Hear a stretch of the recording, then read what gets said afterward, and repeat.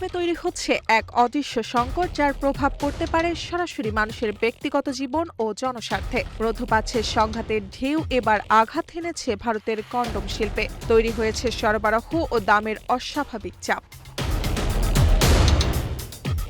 মধ্যপ্রাচ্যে চলমান উত্তেজনার কারণে সমুদ্রপথে বাণিজ্য ব্যাহত হওয়ায় ভারতের কন্ডম উৎপাদনে ব্যবহৃত গুরুত্বপূর্ণ কাঁচামালের সংকট দেখা দিয়েছে। এর ফলে দেশটির প্রায় ৮,১৭০ কোটি রুপির এই শিল্প বড় ধরনের চ্যালেঞ্জের মুখে পড়েছে। বাজারে ইতিমধ্যে পণ্যের ঘাটতি তৈরি হয়েছে এবং খুচরা পর্যায়ে দাম ৫০% পর্যন্ত বাড়ার আশঙ্কা করা হচ্ছে।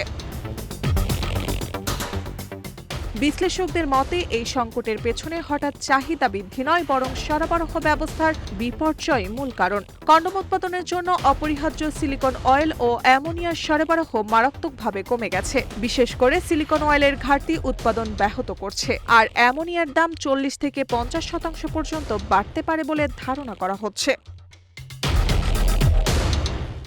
ভারতের বড় উৎপাদনকারী প্রতিষ্ঠানগুলোর মধ্যে HLL life care limited, Mankind pharma এবং কাপিড লিমিটেড ইতিমধ্যে সরবরাহ সংকটে পড়েছে। এছাড়া পিভিসি ও অ্যালুমিনিয়াম ফয়েল সহ প্যাকেজিং উপকরণের দাম বৃদ্ধি পরিস্থিতিকে আরও জটিল করে তুলেছে।